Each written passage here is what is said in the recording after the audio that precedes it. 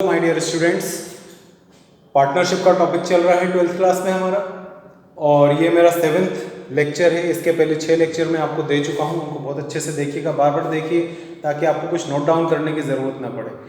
और आज से मैं आपको कुछ प्रैक्टिकल पोर्शन समझाने जा रहा हूँ। आज और कल 2 क्लासेस, बहुत इंपॉर्टेंट क्लासेस हैं। थ्योरी तो मैं एक्सप्लेन कर चुका हूँ बहुत कुछ। आज और कल, आने वाले कल, इन दोनों क्लासेस में मैं आपको क्वेश्चंस के फॉर्मेट समझाऊंगा कि किस तरीके से हमें कौन से अकाउंट्स तैयार करने हैं, उनके डेबिट में क्या लिखना है, क्रेडिट में क्या लिखना है।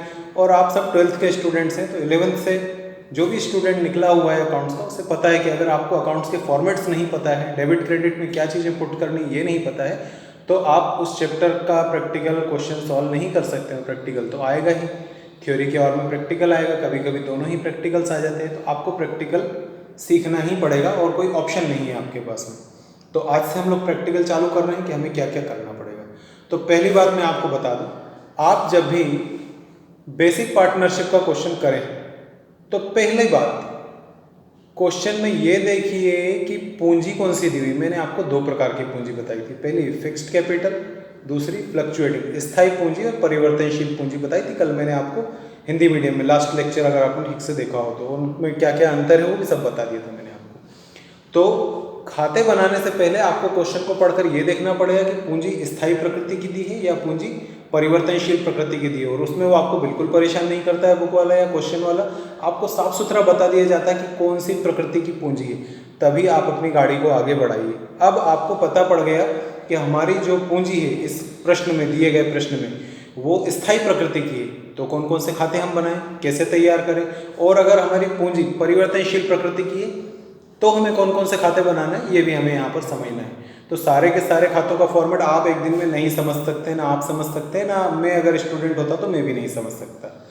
तो हम धीरे धीरे कर उसको समझेंगे, इसीलिए मैंने आपसे कहा है कि हम लोग 2 क्लासेस में ये चीज़ कवर करेंगे। आज मैं आपको 1-2 अकाउंट के फॉर्मेट समझाऊंगा और बचे हुए अकाउंट्स के फॉर्मेट कल समझाऊंगा।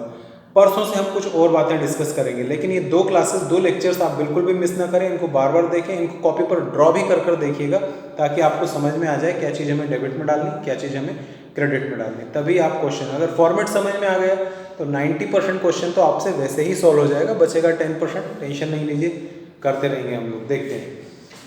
तो बेसिक पार्टनरशिप है अपने लिए, खाते हम बनाना सीख रहे हैं, अकाउंट्स। तो अगर आपको बोल रहे स्थायी पूंजी की दशा में, जूम कर देखिएगा इसको, यहाँ पर तो छोटा दिख रहा है। स्थायी पूंजी की दशा में 3 खाते बनेंगे। एक बनेगा लाभ हानि नियोजन खाता। लाभ हानि खाता अलग है, आपने पिछले साल बनाना सीखा था 11th में। लाभ हानि नियोजन खाता अलग है, लाभ हानि खाते के बाद लाभ हानि नियोजन खाता तैयार करना पड़ता है।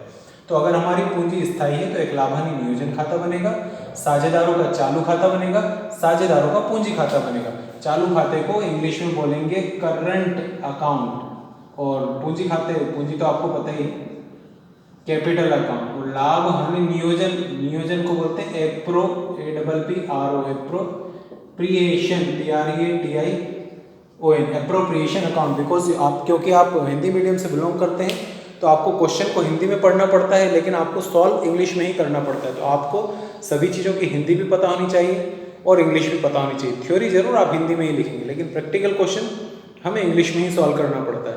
तो किस हिंदी के किस वर्ड को इंग्लिश में क्या बोलते हैं वो आपको यहाँ पर पता होना चाहिए, जो कि मैं समझा रहा हूँ। तो देखिए 3 खाते बनेंगे। लाभ हानि नियोजन, लाभ हानि शब्द मैंने नहीं लिखा हिंदी, आपको पता है लाभ हानि को प्रॉफिट एंड लॉस ही बोलेंगे, नियोजन को एप्रोप्रिएशन बोलेंगे, खाते को अकाउंट बोलेंगे। तो ये प्रॉफिट एंड लॉस एप्रोप्रिएशन हो गया हो।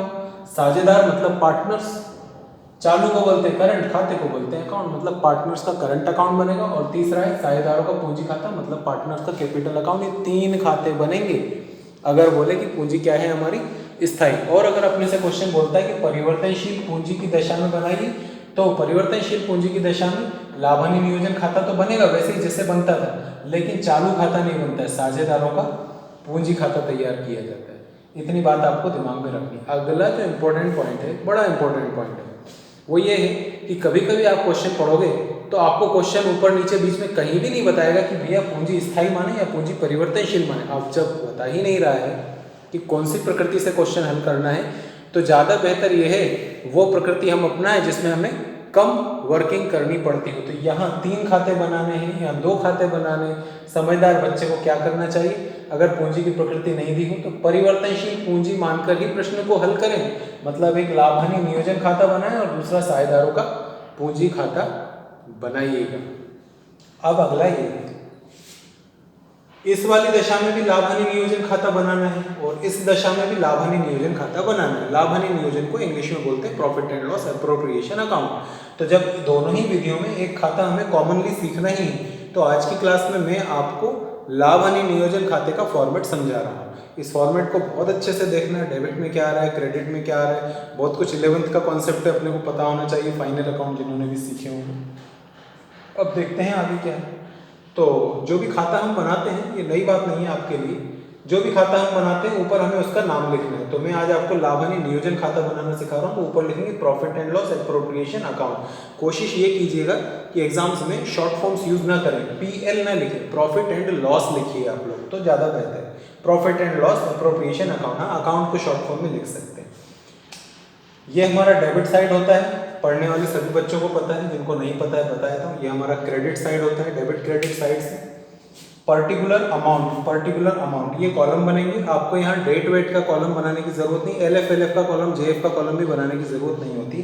पर्टिकुलर अमाउंट इतने से हमारा काम हो जाएगा। अब देखिए क्रेडिट साइड में सिर्फ 2 ही फिगर मैंने लिखना बताया है, बाय प्रॉफिट एंड लॉस और बाय इंटरेस्ट ऑन ड्राइंग, मतलब लाभ हानि खाता और आहरण पर ब्याज आने वाले समय में, मतलब 2 दिन के बाद। आज मैं फॉर्मेट समझा रहा हूँ, कल भी मैं फॉर्मेट समझा रहा हूँ, परसों में आपको ये ब्याज की गणना करना सिखाऊंगा ताकि हमारे क्वेश्चंस स्टार्ट हो सके।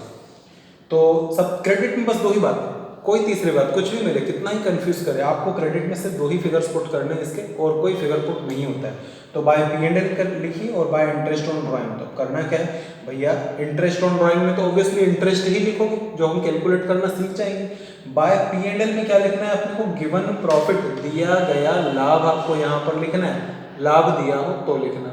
इसका मतलब अगर हानि दी हो तो उस साइड लिख देना। थोड़ा कॉमन सेंस हमें लगाना पड़ेगा कि अगर लाभ सर ने क्रेडिट लिखना बताया तो हानि अगर हुई तो उसको डेबिट में लिखेंगे। तो हानि आने वाले क्वेश्चन आते नहीं, बुक में भी नहीं दिए होते, वो मैं आपको एक्स्ट्रा बातें बता रहा हूँ। आप तो लाभ को पकड़ना, प्रश्न में लाभ दिया रहेगा उसको क्रेडिट में लिखना है। आहरण पर ब्याज दिया रहेगा ऐसा नहीं मैंने बोला है, दिया हो तो लिखो, नहीं दिया हो तो लिखने की जरूरत ही नहीं, दिमाग लगाने की जरूरत नहीं है। मतलब लाभ तो लिखना ही, आहरण पर ब्याज दिया हो तो लिखो, अदरवाइज न लिखें। तो सिर्फ 2 ही बातें क्रेडिट में आएंगी, 3 से 4 बातें डेबिट में आएंगी, इसके अलावा कुछ भी नहीं आता। डेबिट में सबसे पहले आएगा इंटरेस्ट ऑन कैपिटल, वो भी कब, अगर प्रश्न में दिया हो तो लिखिए। कसम मत खा लीजिए कि हमें तो लिखना ही, अरे दिया ही नहीं है तो कहाँ से लिख रहे हो। तो डेबिट में लिखेंगे इंटरेस्ट ऑन कैपिटल अगर प्रश्न में दिया हो। पार्टनर्स मतलब साझेदारों को किसी भी प्रकार का वेतन, कमीशन या किसी को भी वेतन कमीशन दे रहे हैं तो हमारे लिए व्यय है। पिछले साल हम P&L अकाउंट में भी व्यय डेबिट में ही लिखते थे, अभी भी डेबिट में ही लिखेंगे। तो कोई वेतन हो, कमीशन हो, बोनस हो, सब हमारे लिए खर्चे हैं, डेबिट में लिखेंगे। किसी प्रकार का रिजर्व मतलब संचय अगर हम बना रहे हैं, दिया होगा प्रश्न में तो ही लिखना है। इनमें से जो मिले बस वो लिखो, स्पेशली कोई दिमाग नहीं लगाना है अपने। टू रिजर्व कर जितना रिजर्व दिया हो वो लिखो। अगर फर्म ने ऋण पर ब्याज दिया है तो उसको हम डेबिट में लिख भी सकते हैं, दिख रहा होगा आपको, जूम कर दिखेगा, मैंने यहाँ पर स्टार लगाया है, मतलब इसके ऊपर कुछ अल्टरनेट बातें हैं।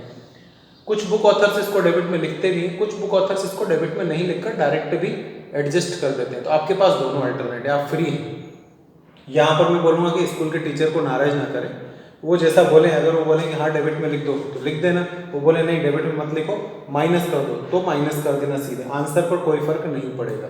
तो जब हम किसी भी तरीके से करें आंसर पर कोई फर्क नहीं पड़ रहा है तो मैं आपको ज़्यादा स्पेशल बात नहीं बता रहा। इंटरेस्ट ऑन लोन डेबिट में लिख देना, बात खत्म करना। 1 2 3 4 4 आइटम, 4 ही आएंगे, 5वां नहीं आ सकता है। 4 से कम हो सकते हैं कि इनमें से कोई एक आध फिगर नहीं दिया हो, नहीं दिया हो मत लिखो। इधर 4 फिगर्स आ रहे हैं, इधर पर सिर्फ 2 ही इंफॉर्मेशन लिखनी। इसके अलावा इस खाते में भाई और कुछ भी नहीं आएगा, नहीं आएगा मतलब श्योर नहीं आएगा। अब आपको बैलेंस निकालना आना चाहिए। क्रेडिट के टोटल में से डेबिट का टोटल हम माइनस करेंगे, बैलेंस निकलेगा, उस बैलेंस को हम बोलेंगे नेट प्रॉफिट। तो उसको क्या लिखें, टू प्रॉफिट ट्रांसफर्ड। फिर जैसे मैंने ए और बी, मैंने 2 पार्टनर मान लिए, साझेदारी है तो कम से कम 2 लोग तो होंगे, तो हमने मान लिया है कि 2 लोग हैं। तो ये जो प्रॉफिट है भाई, ना इस पर सिर्फ ए का हक है, ना इस पर सिर्फ बी का हक है, ये ए और बी दोनों का सम्मिलित लाभ है, तो इसको हमें ए और बी दोनों में बांट लेना पड़ेगा।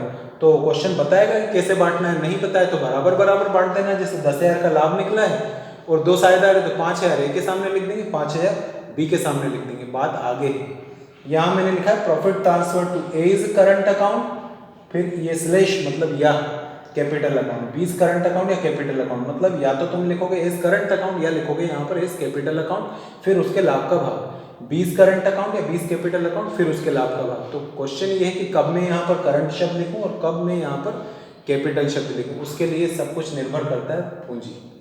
थोड़ा सा ऊपर जाइए वीडियो में, आपने परिवर्तनशील पूंजी में कहीं करंट अकाउंट दिखा ही नहीं है, यहाँ से पूंजी खाता बनता है, इस दशा में चालू खाता बनता है। तो अगर तुमसे क्वेश्चन बोले कि स्थायी पूंजी की दशा से क्वेश्चन को हल करिए, इसका मतलब यहाँ पर क्या लिखेंगे, current account, A's current account, B's current account. फिर से बोल रहा हूँ, स्थायी प्रकृति की पूंजी हो ऐसा क्वेश्चन साफ सुथरा बोले तो एज करंट और बीज करंट। और अगर क्वेश्चन बोल रहा है परिवर्तनशील पद्धति है तो करंट न लिखें, क्या लिखें, एज कैपिटल और बीज कैपिटल। और इसके बाद भी अगर किसी को एग्जाम में समझ में नहीं आ रहा है, बहुत परेशानी लग रही है, तो मैं बोलूँगा गलत लिखने से अच्छा लिखो ही मत। पहली बात तो आप समझ लो चीज़ों को कि सर क्या बोल रहे हैं या आपके स्कूल के टीचर्स क्या बोल रहे हैं। लेकिन अगर बात समझ में नहीं आ रही तो आप प्रॉफिट ट्रांसफर ए और बी बस इतना लिख दो, ना करंट शब्द लिखो ना कैपिटल शब्द लिखो। लेकिन वो उनके लिए बोल रहा हूँ जिनका दिमाग नहीं चल पा रहा है, जिनका चल पा रहा है वो समझिए कि यहाँ पर करंट भी लिख सकते हैं, कैपिटल भी लिख सकते हैं। अब अगर हमारी पद्धति स्थायी पद्धति है तो करंट शब्द लिख दो, और अगर हमारी पद्धति परिवर्तनशील वाली है तो कैपिटल शब्द लिख, इतनी ही बातें हैं। तीसरी बार समझा रहा हूँ, स्थायी पूंजी होगी तो 3 खाते बनेंगे, परिवर्तनशील पूंजी होगी तो 2 खाते बनेंगे, लाभ हानि नियोजन खाता दोनों में कॉमन होता है, इसलिए आज हम उसी को समझ रहे हैं। लाभ हानि नियोजन के क्रेडिट में सिर्फ 2 बातें आएंगी, लाभ और आहरण पर ब्याज, और डेबिट में सिर्फ 4 बातें आएंगी, पूंजी पर ब्याज, साझेदारों का वेतन कमीशन, कोई संचय बना रहे हो, ऋण पर ब्याज, इसके अलावा कुछ नहीं। बैलेंस इधर ही निकलेगा, इस साइड कभी भी बैलेंस नहीं निकलेगा, बैलेंस इधर निकलेगा और उस बैलेंस को बोलेंगे प्रॉफिट, उसको हमें ए और बी में बांटकर लिखना है, दैट्स इट, बस इसके अलावा कुछ भी नहीं करना है आपको। अगर आप इसको 2-3 बार देख लेंगे तो आपको P&L एप्रोप्रिएशन अकाउंट का फॉर्मेट समझ में आ जाएगा, ताकि कल परसों जब भी हम इसके क्वेश्चन करें तो आपको फॉर्मेट पता होगा, तभी आप समझ पाएंगे कि क्या चीज़ डेबिट में लिखना है और क्या चीज़ क्रेडिट में लिखना है। सिर्फ मेरे बोलने भर से कुछ नहीं होगा, आपको सिंसियरली पढ़ना पड़ेगा, वीडियोज़ को देखना पड़ेगा, तब जाकर ही काम हो पाएगा। तो इसको अच्छे से देखिएगा। नेक्स्ट वीडियो में हम लोग पूंजी खाते के बारे में बात करेंगे।